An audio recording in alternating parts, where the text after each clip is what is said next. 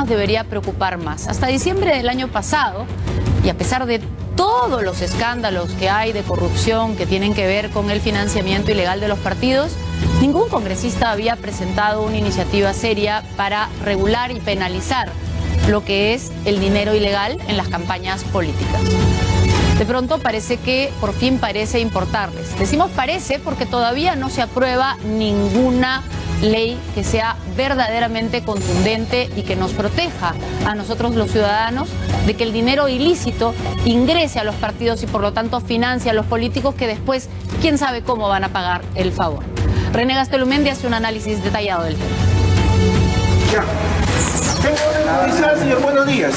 Soy fiscal de lavado de activos. Su documento de identidad. Tengo orden judicial para registrar ese inmueble.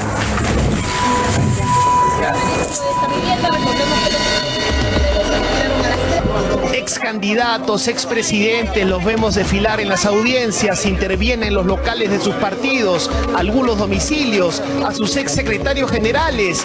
El escándalo de Odebrecht les salpicó a todos. Se entregou dinheiro a todos os presidentes da República. Se entregou dinheiro ao presidente da República, Alexandre Toledo, para a campanha dele. Se entregou dinheiro para o presidente Humala Tasso. Se entregou dinheiro para o presidente Alan Garcia. Se entregou dinheiro para o presidente Pedro Paulo Kuczynski. Y se entregó dinero para la candidata Keiko Fujimori. Las declaraciones que hemos tenido finales, que han sido hacia noviembre del año pasado, lo que mostraron es que todos, René, todos, o sea, el señor dijo, le di a cada uno, le di a todos, y ninguno lo reportó. Entonces, si ninguno lo reportó y el señor se lo dio a todos, quiere decir que ya basta. PPK, Alan García, Alejandro Toledo, Ollanta Humala, Nadine Heredia, Keiko Fujimori, Susana Villarán, todos investigados por lavado de activos. Pero resulta que hasta diciembre del año pasado ningún congresista de la República se había dignado a proponer un proyecto de ley que penalice el financiamiento ilegal de partidos políticos. Hoy no hay proyectos de este tipo, lo que no significa que no podamos tratarlo a futuro. Pues bien, el escándalo Lavallato y la indignación ciudadana parecieran al fin haber hecho reflexionar a los legisladores peruanos. Hoy son 4 proyectos de ley los que pretenden incorporar al Código Penal el delito de financiamiento ilegal de campañas, presentados a la Comisión de Constitución, a la que también han venido acudiendo expertos en el tema. Acá estamos acudiendo a una figura de la analogía para asimilar el lavado de activos al hecho de haber recibido un dinero para una campaña política de una fuente supuestamente ilegal. Por eso es que es necesario llenar este vacío en la legislación penal y establecer específicamente el delito de financiamiento ilícito, ¿no? En este momento no existe el delito de financiamiento ilegal de campañas políticas. Existe a nivel de la ley electoral como una falta administrativa. Por eso que lo que está haciendo el Poder Judicial, el Ministerio Público, es utilizar otro tipo de figuras para tratar lavado de activos, evasión de impuestos. Ya estamos en una sociedad con tal alto nivel de corrupción que necesitamos apelar el delito penal. Es decir, ya no solamente basta con una sanción moral, ya no basta con una sanción administrativa, ahora hay que ir a la parte más dura, punitiva que tiene el Estado, que es la pena privativa de libertad, y es una sanción penal. Antes de entrar al fondo del asunto, una pregunta inevitable. ¿Por qué se demoraron tanto en presentar estos proyectos a pesar del escándalo Odebrecht? ¿Había resistencias? ¿Han habido resistencias al interior del Parlamento? En principio nunca hubo disposición por tratar este tema, se han ido más por el tema de sanciones pecuniarias ante infracciones muy graves como es el recibir aportes de fuentes prohibidas y no se ha buscado penalizar. Entonces, ¿por qué se demoraron tanto? Bueno, mira... Todos los congresistas... O sea, uno ya van 2 años en el Parlamento, ¿no? ¿Por qué esto recién se... Bueno, mi propuesta lleva, la verdad, René, más de 6 meses, pero mi propuesta lleva ya desde diciembre del año pasado. Lo cierto es que esto no se ha hecho en ninguno de los parlamentos anteriores durante décadas. Y durante décadas el fenómeno de la corrupción ha existido. No vamos a pensar de que esto ha nacido recién ahora. Pero ustedes no han presentado ningún proyecto como Fuerza Popular. Fuerza Popular no, y no creo que sea necesario, porque incluso el congresista Gilbert Violeta acaba de presentar uno ¿no? Y ya como que el consenso está ahí y yo creo que lo importante es esto, es escuchar a los expertos, a los que saben.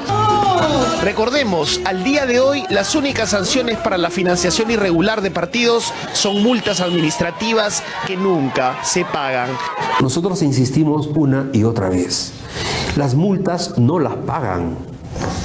Hemos verificado en OMPE, nunca un partido pagó una multa a la OMPE. La ley de organizaciones políticas se queda en lo que son sanciones pecuniarias. Si yo incumplo y recibo financiamiento de fuentes que están prohibidas, lo que tengo que hacer es pagar una multa, ¿no? O en todo caso pierdo el financiamiento público directo. En el caso de la propuesta legislativa, lo que hace es que aquel que sea responsable por haber recibido este dinero, ya sea en su calidad de administrador, de tesorero, de candidato, cumplirá una condena de prisión efectiva entre 2 a 5 años, dependiendo de lo que establezca el juez, ¿no?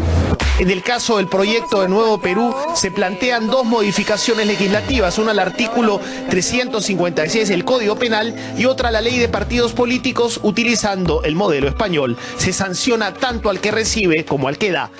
¿Qué hacemos nosotros? Lo que decimos es, si yo incumplo el artículo 30, es decir, doy más plata de la que debería dar, de la ley de organizaciones políticas, caigo en el Código Penal como un delito porque he dado más de lo que debía dar y eso ya es una financiación ilegal.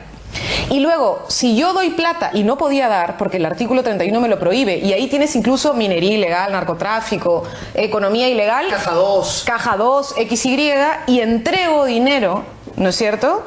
Ahí estoy en la pena agravada. En cuanto al proyecto de la congresista Patricia Donaire, establece una pena entre 2 y 5 años de prisión a aquellos que reciban aportes de fuentes prohibidas.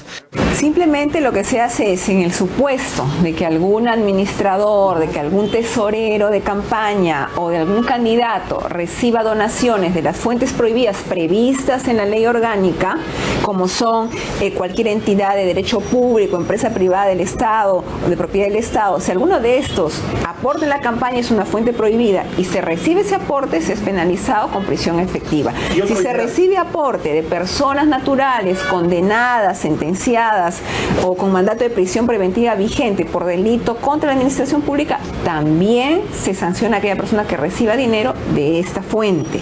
Y también habría que agregar el inciso C, que es aquel que reciba dinero de personas jurídicas con fines de lucro nacionales o extranjeras, ¿no?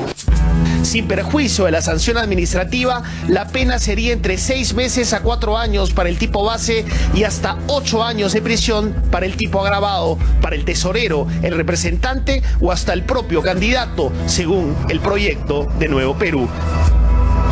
Ninguna agrupación política podrá gastar más de 400 unidades impositivas tributarias o 1.620.000 soles en campaña, y ninguna persona natural o jurídica podrá aportar más de 120 UITs. Pero ¿a quién se sancionaría además de las personas naturales?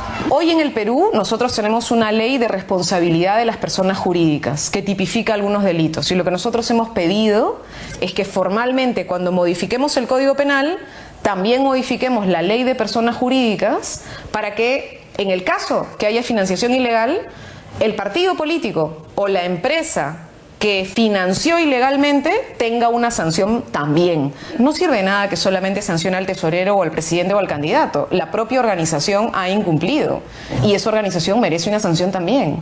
Pero no todos piensan igual respecto a la responsabilidad de los partidos políticos. El hecho de que un militante o un dirigente del partido cometa un ilícito no lo hace a la organización delictiva.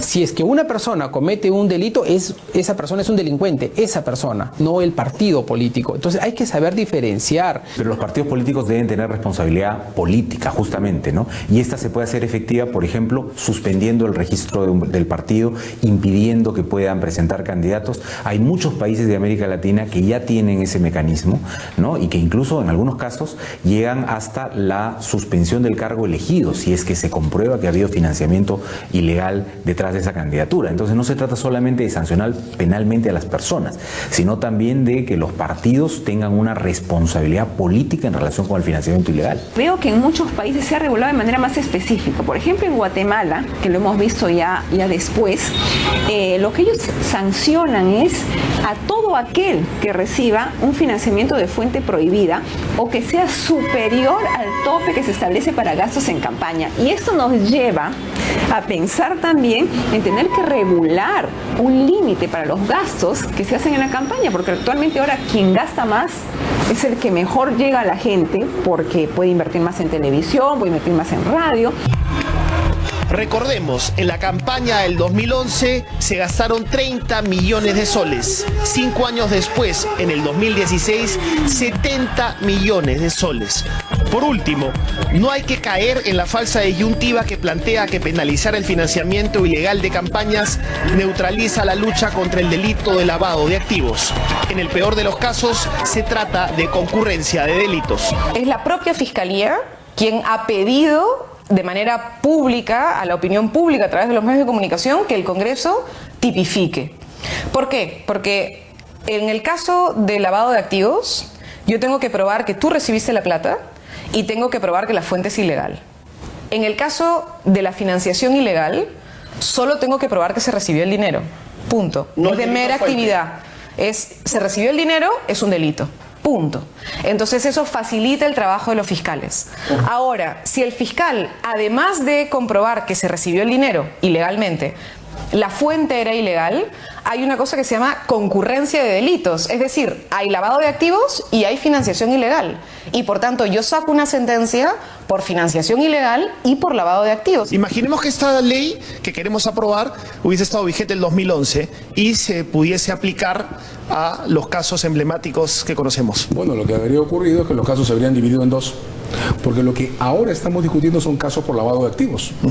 Con una ley como esta, habríamos podido discutir por separado irregularidades menos importantes, pero también delictivas, cometidas con ocasión a los procesos políticos. El caso de Humala y Heredia probablemente habría permanecido intocado, porque ese es claramente un caso sobre lavado de activos. Pero probablemente algunos de los casos de Fuerza Popular estarían divididos, porque en la cartera de investigaciones que tiene la Fiscalía sobre esa organización, Fuerza 2011, en su momento, hay tanto casos en los que la Fiscalía sostiene que se ha lavado activos, como casos que en realidad parecen más bien, eso sí, vinculados a financiamiento de campañas políticas.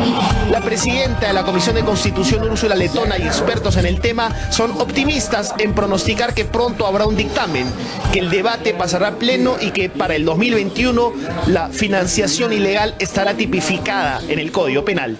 Hay un montón de consenso al interior de la comisión de que este tema tiene que traspasar del ámbito administrativo al ámbito penal. ¿Por fin todos unidos? Yo creo que sí, en este tema todos estamos unidos en que finalmente podamos ajustar la legislación y hacer que las cosas caminen.